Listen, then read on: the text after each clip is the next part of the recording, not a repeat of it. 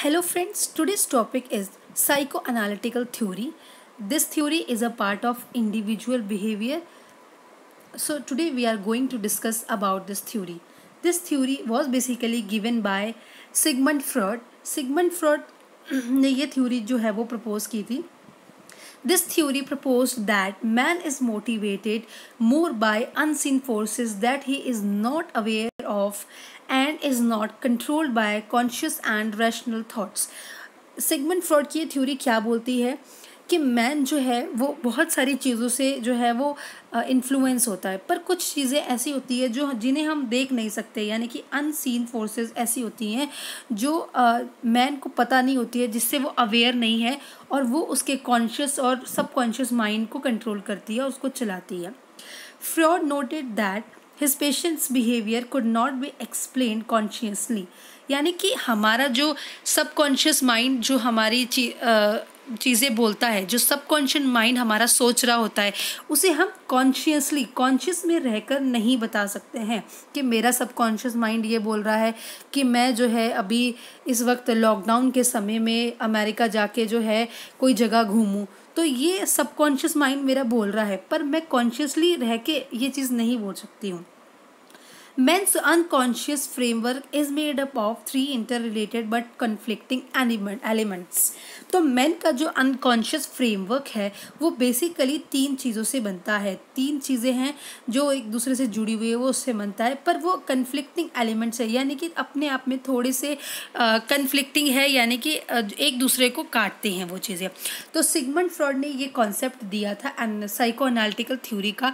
ये थ्योरी बोलती है कि ह्यूमन जो माइंड है जो है वो अनकॉन्शियस फ्रेमवर्क उसके अंदर होता है और उसके हिसाब से उसके दिमाग में बहुत सारी अनकॉन्शियस चीज़ें आती है जब उसका दिमाग जो है, और वो उसको जो है वो बाद में जो है वो सोच नहीं पाता, यानी कि उसे एनालाइज नहीं कर पाता है कि उसका सबकॉन्शियस माइंड क्या बोल रहा है. अब हम एलिमेंट्स जो है इसके थ्री उसको डिटेल में डिस्कस करते हैं. तीन जो एलिमेंट्स है वो कौन कौन से हैं. सबसे पहला है the id, then next is the ego and the third one is the super ego. ये तीन एलिमेंट्स है, पहला इड और ईगो और सुपर ईगो. ये ह्यूमन बॉडी को, ह्यूमन माइंड को जो है वो कंट्रोल करते हैं और डिसीजन लेने में, सोचने में और क्या करना है क्या नहीं करना है वो पुश करते हैं ह्यूमन माइंड को. और ये इन तीनों का बहुत मेजर जो है वो रोल प्ले होता है ह्यूमन माइंड में. तो अब हम इसको डिटेल में समझते हैं ये क्या है. सबसे पहला एलिमेंट है द इट. द इट क्या है? It represents unconscious source of psychic energy called libido which seeks immediate gratification for biological or instinctual needs like hunger, thirst, sex, etc. यानी कि इट बेसिकली जो है वो रिलेटेड है unconscious mind से, यानी कि हमारे अनकॉन्शियस माइंड में क्या चीज़ें चल रही है, जो हमारी कुछ ऐसी डिज़ायर्स कभी हमारे दिमाग में आती है जो हमें पता है हम फुलफ़िल नहीं कर सकते हैं या जो कि थोड़ी सी सही नहीं होती है. वो सब चीज़ें जो हमारे दिमाग में आती है वो जो है इट जो हमारा माइंड जो का पार्ट है उसका जो है वो पुश होता है. यानी कि सपोज़ अगर मैं अभी अपनी कार चला रही हूँ, मैं कार ड्राइव कर रही हूँ 50 जो है किलोमीटर्स पर आवर की स्पीड से, तो मेरा जो माइंड का जो वो इट पार्ट है वो बोलेगा कि मैं सडनली 200 की स्पीड से ड्राइव करना शुरू कर दूँ. तो इस 200 की स्पीड में ड्राइव करना सही नहीं है, पर इट जो है वो अपनी डिज़ायर को फुलफ़िल कराने के लिए, just he want to be happy, अपनी को अब खुश होने के लिए वो कुछ भी डिज़ायर करता है, कुछ भी विश करता है और उसको फुलफ़िल करने की कोशिश करता है ना. सपोज़ इसका एक और हम एग्जांपल देते हैं. अगर सपोज़ मेरी मदर ने जो है मेरी सिस्टर के लिए केक बेक करके रखा है बिकॉज कल उसका बर्थडे है, तो मेरा जो दिमाग का इट माइंड है वो जो है उसको हंगर है, उसके माइंड में उसको क्रेविंग हो रही है अगर केक की, तो वो बोलेगा मेरे माइंड को कि अपनी प्यास बुझाने के लिए, अपने हंगर को वो करने के लिए शांत, इट माइंड उसको फोर्स करेगा कि क्यों ना मैं केक जो है वो खा लूँ और या तो मैं केक जो है वो टेस्ट करके देख लूँ. तो वो अपनी खुशी को फुलफ़िल करने के लिए, डिज़ायर को कंप्लीट करने के लिए कुछ भी कर सकता है बिना ये सोचे समझे कि उसके कॉन्सिक्वेंसेस या उसके रिजल्ट्स क्या होंगे. तो ये इट पार्ट होता है हमारी ह्यूमन माइंड का। The id would move unchecked to satisfy these needs, particularly sex as an individual matures he learns to control is its. तो वो बेसिकली उसे कंट्रोल जो है वो नहीं कर पाता है, क्योंकि वो उसके अंदर से इमीडिएट जो है ग्रेटिफिकेशन होती है, यानी कि वो उसे एकदम से फुलफिल करना चाहता है कि जस्ट मुझे जो है ये चीज़ कंप्लीट, मुझे क्रेविंग हो रही है केक की, तो मुझे उसको खाना है। तो वो ये नहीं सोचेगा कि कितनी मेहनत से जो है मेरी मदर ने केक बनाया है और कल जो है मेरी सिस्टर का बर्थडे है वो स्पॉइल हो जाएगा। तो वो बिना कॉन्सिक्वेंसेस सोचते हुए इट जो है वो ह्यूमन माइंड को फोर्स करेगा कि वो अपनी जो है डिज़ायर को, विश को फुलफिल कर ले। तो ये हमने इट कर लिया। अब नेक्स्ट है ईगो। इड हमने किया। अब ईगो जो है, ईगो क्या है, रिप्रेजेंट करता है the conscious and the logical part of the human personality and is associated with reality principles. यानी कि ईगो जो है वो दोनों के बीच में बैलेंस बनाता है, यानी कि इड जो अभी हमने किया। और तीसरा एक अभी हम लोग करेंगे एलिमेंट जो है सुपर ईगो है। सुपर ईगो और जो इड है, सुपर ईगो और इट जो एलिमेंट्स है वो दोनों बिल्कुल अपोजिट डायरेक्शन में मूव करते हैं। एक जो है वो बिल्कुल ही बिना सोचे कोई भी विश जो है क्रिएट करेगा, और आप सुपर ईगो जो है वो बिल्कुल भी उसके खिलाफ नहीं जाना चाहेगा, यानी कि कोई भी चीज़ गलत है तो वो बिल्कुल उसको करना नहीं चाहेगा। पर ईगो जो है वो बैलेंस क्रिएट करता है। द ईगो जो है वो बैलेंस दोनों के बीच में क्रिएट करता है, यानी कि वो लॉजिकली सोचता है, वो कॉन्शियस है, उसका माइंड वो ये सोच सकता है, समझ सकता है कि अगर जो है मैं 200 की स्पीड में कार ड्राइव करूँगी तो उसके क्या कॉन्सिक्वेंसेस होंगे, उससे क्या क्या हो सकता है, क्या हार्मफुल इफ़ेक्ट्स होंगे, एक्सीडेंट हो सकता है, और जो है मुझे पुलिस पकड़ सकती है, मेरा चालान हो सकता है, और जो है मैं कुछ लोगों की और भी एक्सीडेंट्स में किसी और की लोगों की जान खतरे में आ सकती है। तो ईगो जो है वो बेसिकली रियलिटी में जो प्रिंसिपल्स है उसको फॉलो करता है, रियलिटी में क्या हो रहा है और रियल में क्या करना चाहिए वो उसको फॉलो करता है, और दोनों को, इड को और सुपर ईगो को बैलेंस करता है। The ego keeps a check on it through the realities of the external environment through the intellect and reasoning। जैसा कि अभी हमने डिस्कस किया कि इट जो है वो चेक मतलब एक चेक रखता है दोनों के ऊपर कि रियलिटी में एक्सटर्नल एनवायरनमेंट में क्या चल रहा है और क्या जो है हमें करना चाहिए, क्या नहीं करना चाहिए, किसके क्या कॉन्सिक्वेंसेस होंगे, या कौन सी डिज़ायर को हम लोग अभी टाल सकते हैं, पोस्टपोन कर सकते हैं, कि हम इसको लेटर ऑन जो है फुलफिल कर सकते हैं।